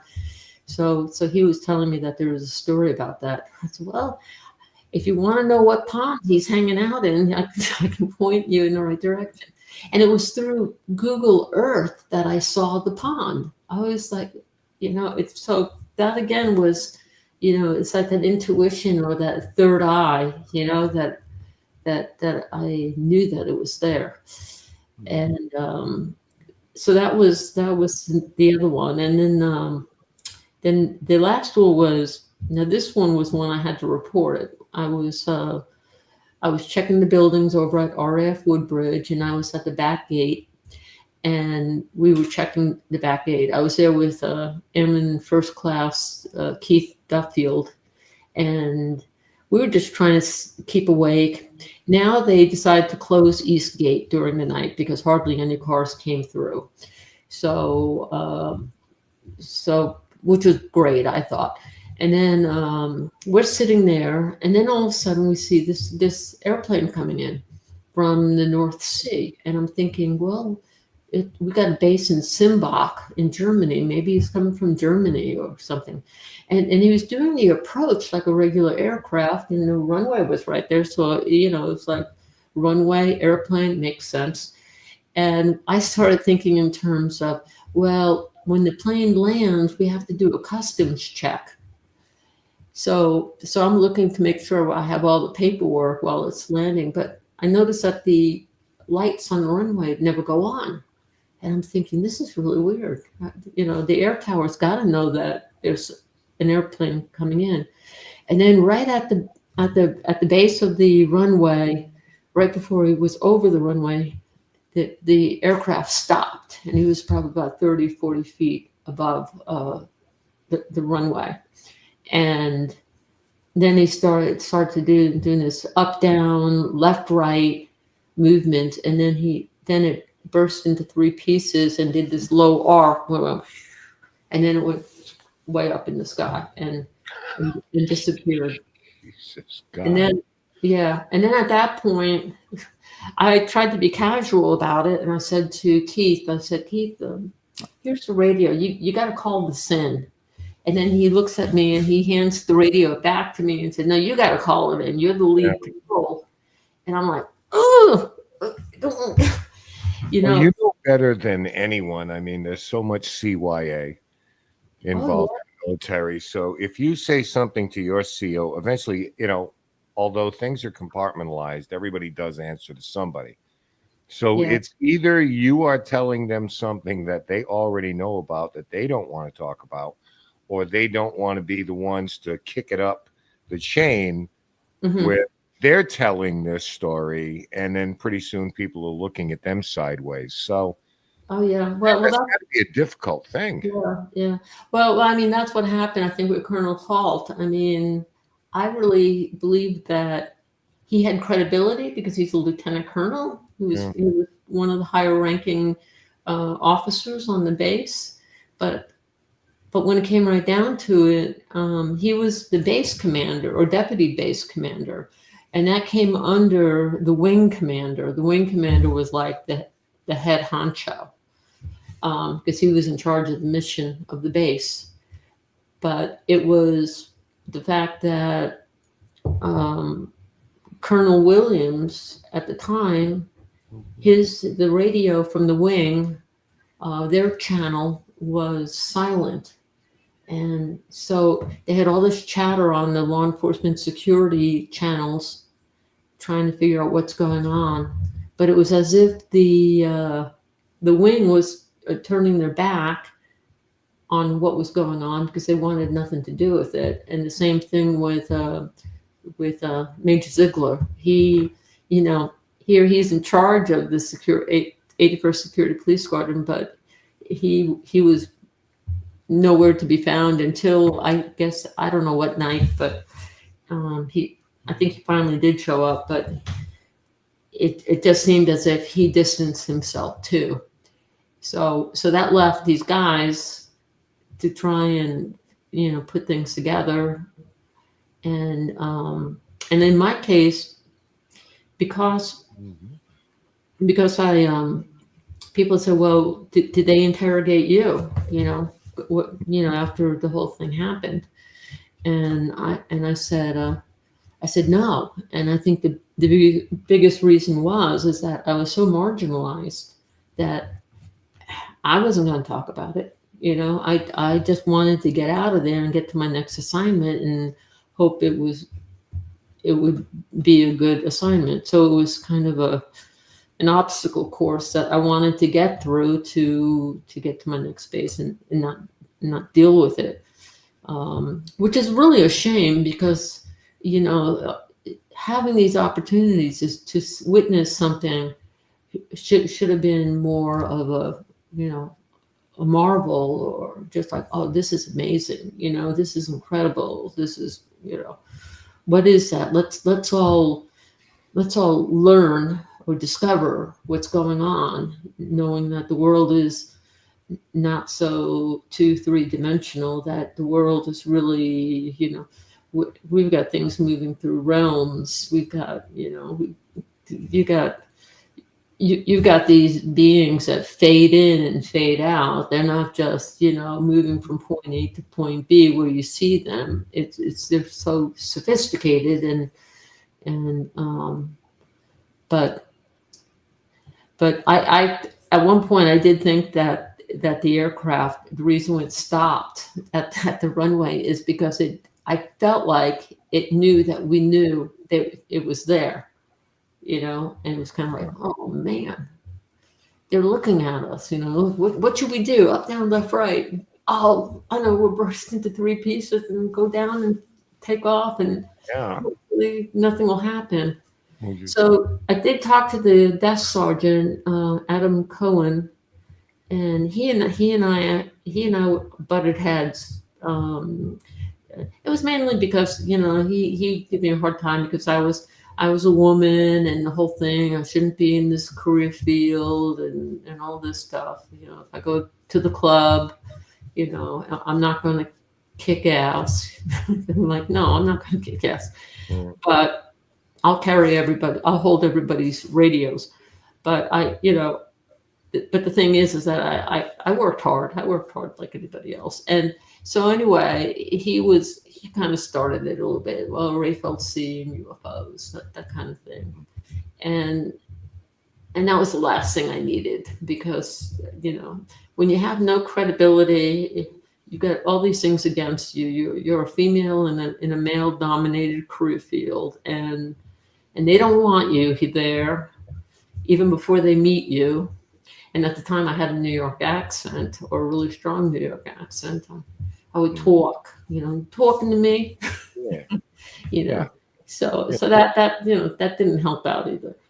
But and among so many reasons why we bear so much respect for you, Major, because you were in that position where it was difficult, and you persevered, and that is something that I think can be held up as an example to anyone, not just young girls out there, but to anyone that, you follow your path, and you did extremely, extremely well, clearly.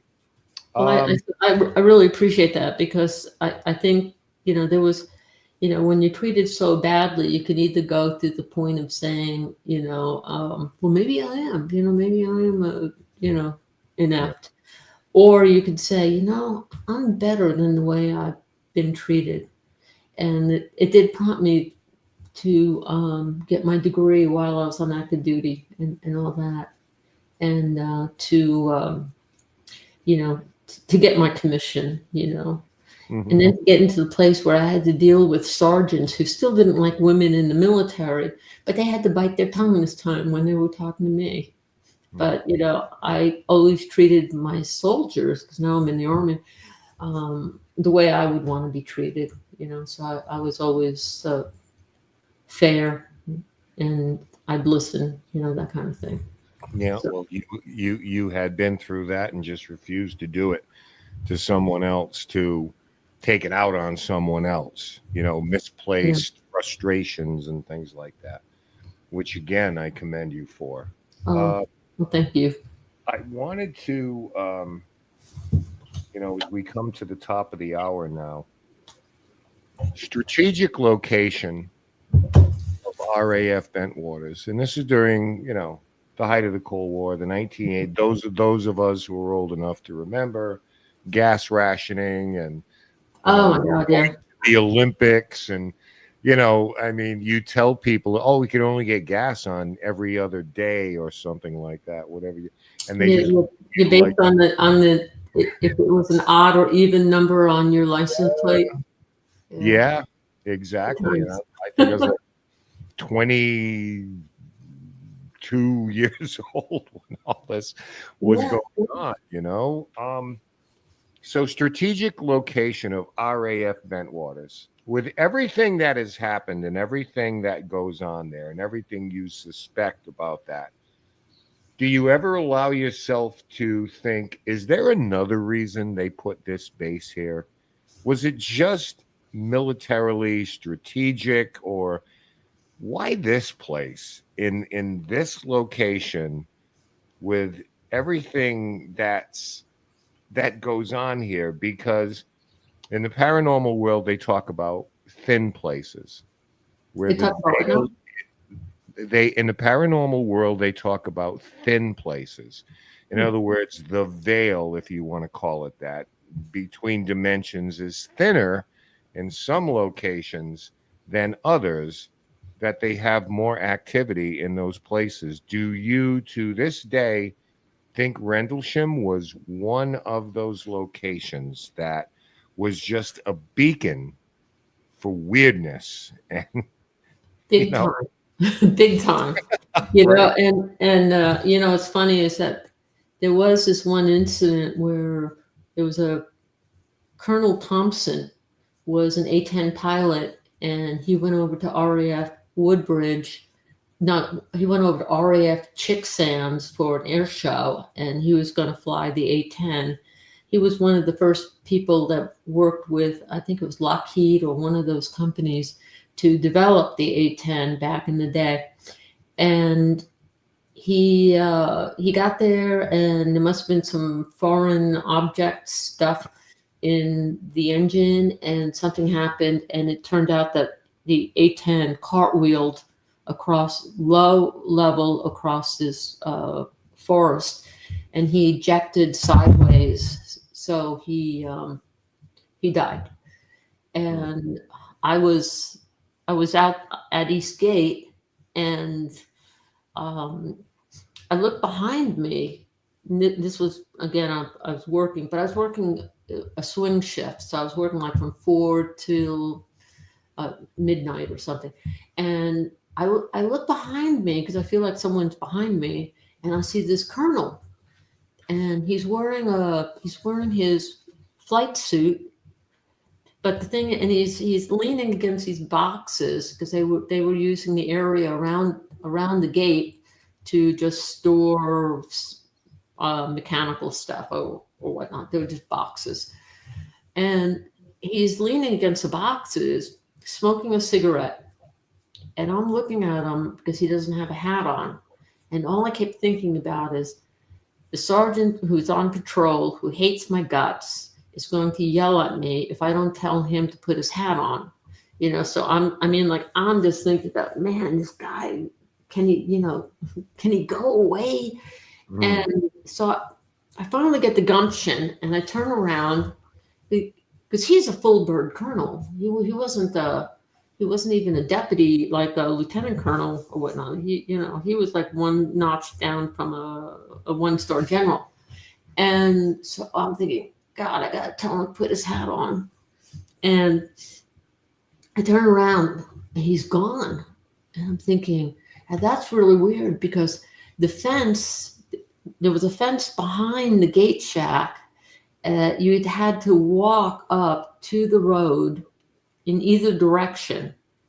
So, and then all I had to do was stand out in the middle of the street, because it was usually deserted most of the time at East Gate.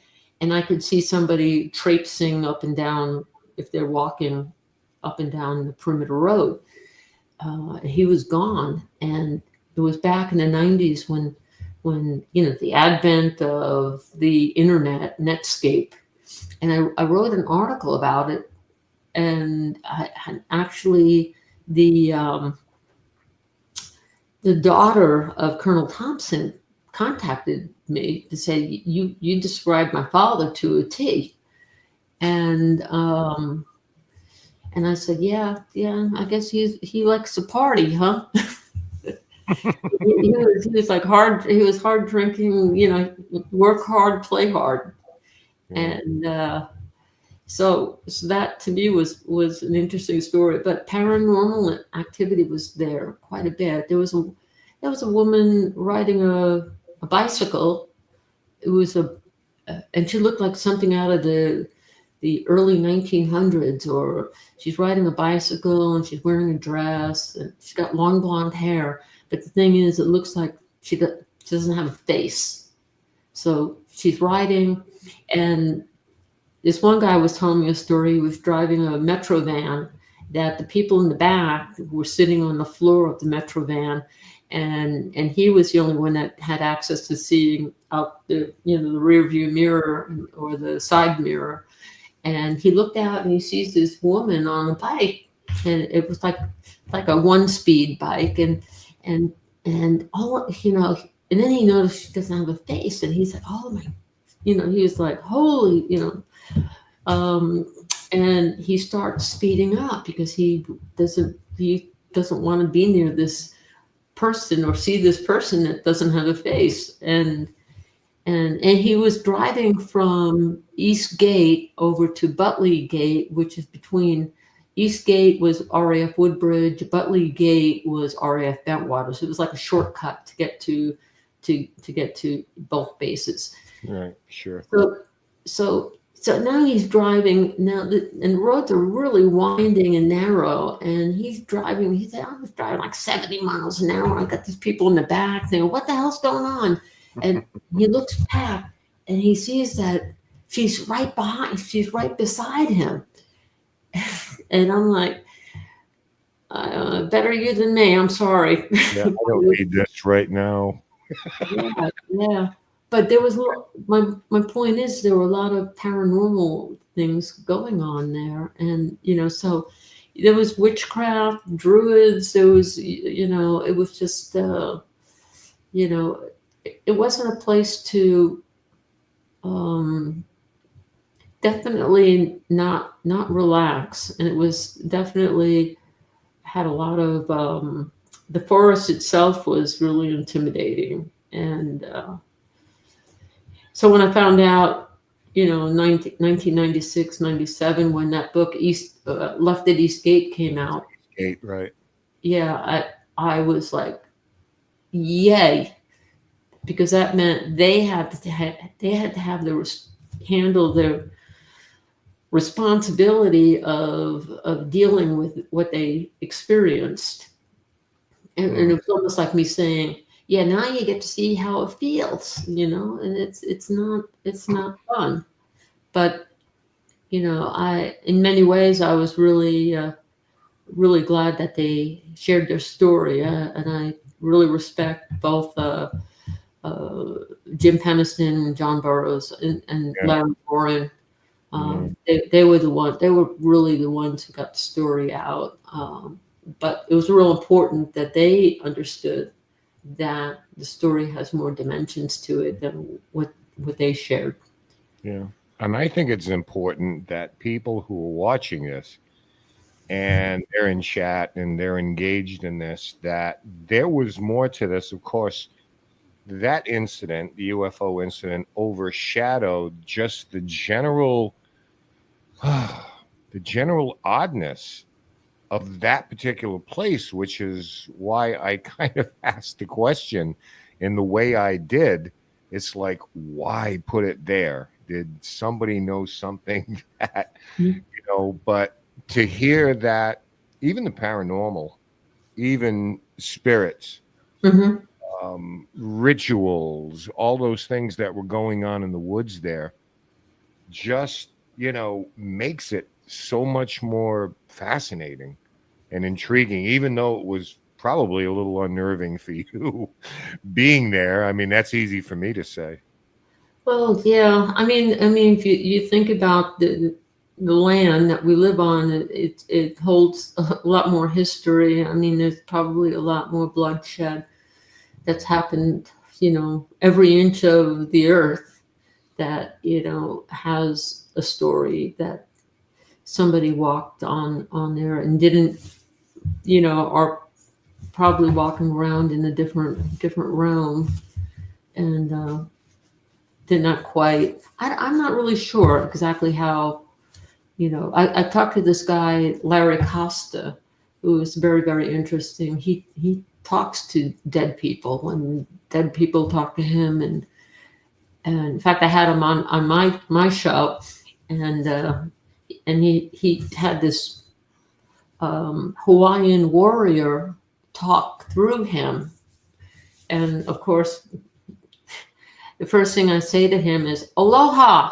You know, and I'm thinking, well, I don't know if aloha was appropriate, but it was, but it was just, but the way he found me was Kevin Banks, who I worked with at Bentwaters back in 1978. Mhm. He had passed away, and I was the only one that wrote on his obituary page. And they, he talked to the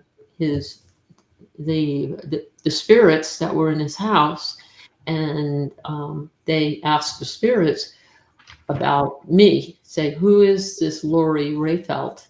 And they said, space woman. And I thought that was really interesting because of the UFO and whatnot. But then I started thinking, wow, even they know about me. Yeah. Maybe they'll want to buy my book. No, I'm kidding. Well, as we bring this to a close, the name of the book Yeah. is Rendlesham Lone Ranger. And I believe that you can order this from majorlori.com, correct? Yeah, I would say the best place right now is Amazon, because I haven't gotten. I'm still working on the website itself. Mm-hmm. But Amazon is a good place. I also love the moniker Rendlesham Lone Ranger, and I know there's a story behind it, and you shared it with us tonight, is that you weren't debriefed, this particular journey is your own. Absolutely. Yeah. And it's interesting is when I got kicked off of the Justice for the 81st Security Police Squadron of 1980, I said, fine. And I created a group on Facebook called the Rendlesham Lone Ranger UFO Site. And it's got quite a few people, Ken Kern and Tim Jarek. I know I'm pronouncing his name wrong. I were my brothers over in England, security guys, and they've been the one really keeping an eye on that, keeping the trolls from taking it over and, adding all that negative stuff. And so it's been, it's been really good because I feel like in some ways I do have a support system. And, but the Lone Ranger really came from not having a wing to, come under my wing, I'll take care of you. It was like, no. If I got to do it myself, I'll be the Lone Ranger. But, but there are many Lone Rangers out there. And I think, they're the ones who make the world interesting. Well, you do it. And the one more reason why, as soon as I started to get into your story, it just appealed to me, and why I have so much respect for you, Major, because thank you so much. You did go it alone. It needed to be done. I hope it's been cathartic for you. And Absolutely. And I've been so thrilled that people have really enjoyed the book. I'm working on a part 2 that'll get more into the nitty gritty, but I really needed people to understand where I came from, what made Lori tick. So you had to understand me when I was a child all the way up until I went into the Air Force, because I think, I don't know if I wasn't so intuitive or empathetic that I wouldn't have had these experiences before. And the other question that always came is that the biggest unique thing about me is that I went in the Air Force only a few years after the Vietnam War. Correct. Granted, I looked to the right and said, well, that war's over, so I guess it's safe. But but the thing is that at the time, I thought women were going in the military. I had no idea. I mean, you're talking about a kid from Long Island who I didn't even know what was going on the base. I could have been Private Benjamin, It was kind of like, they told me to salute or stand at attention. I'm like, what's that? But But I enjoyed basic training in my technical school. I had a blast. I was indoctrinated. I was gung ho, the whole thing.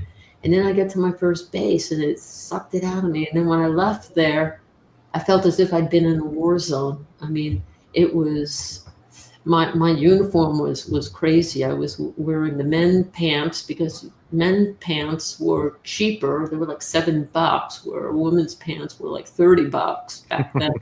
And men got paid more money for a clothing allowance. But, you know, I get to my next base and they said, why are you wearing this? Or why are you wearing that? And I'm like, it's uniform, okay?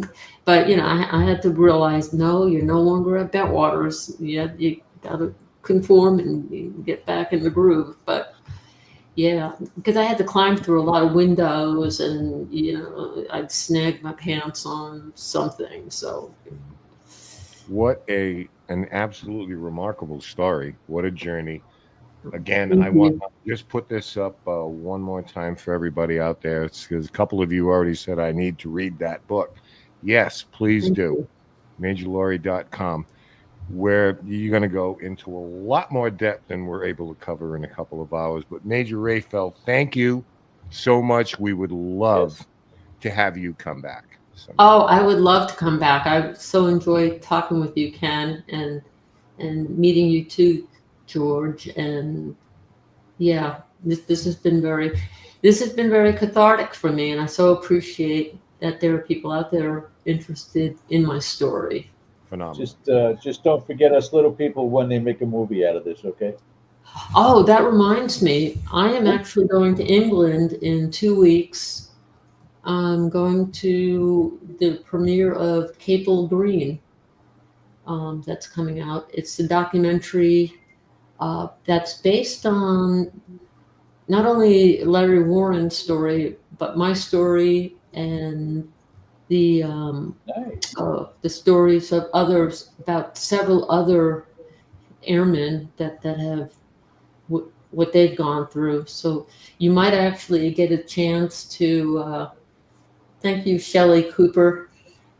Please come back. She said, I'll come back again, Craig Dixon. And so anyway, I'm going there. They're going to have a premiere at a theater, and then I think it's going to go straight to video because nowadays things don't really. Well, as if we didn't need a reason to have you back. We got to wait till the premiere of this thing and people see it, and that's something else we can talk about for sure. Oh yeah.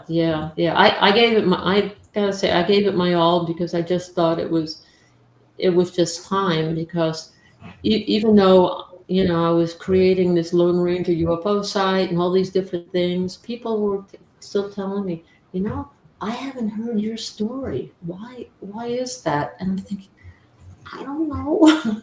You know, I mean, it's really it's interesting that, you know, and then you start paying attention. You become a researcher yourself, because some of the researchers out there are the people that you think are going to help you with your story. All of a sudden, no, they're not your friend. So, you know, it was just really, sometimes it's hard again, but we persevere. We don't quit. Yeah. Keep grinding. Grinding. And right. We have you on the show before you become a major film star out there. So, you saw her here first, lady. That's right. That's right, Ken. You're the man. Fantastic. Major, thank you so much for your time tonight and your story. We really, really appreciate it. And we wish you nothing but the best in the future. Well, thank you too. And thank your audience, because this has really been a privilege. Truly. I'm really impressed with your podcast. I probably would want to talk to you later about how'd you do that and that and that. It's really sad. It's all behind the scenes. I'm serious. You guys, it's tight. Appreciate it. Well, ladies and gentlemen, thank you guys for joining us tonight. Our Patreon members, we'll see you tomorrow night at 8 p.m. Until then, on behalf of Ken DaCosta, my name is George Lopez, and thank you with Major Lori joining us tonight. You guys have a great rest of your week. We'll see you next time. Until then, take care of yourselves. Bye-bye. I see her rolling up, Uber black Cadillac, high heel boots and a sexy body full of tats. Baby's bad, oh baby's hella bad. After her there ain't no coming back. Wanna take a run at that. I think she's feeling me, turn it up a few degrees. My imagination of her body gets the best of me. Oh gosh, she's such a tease, being lit.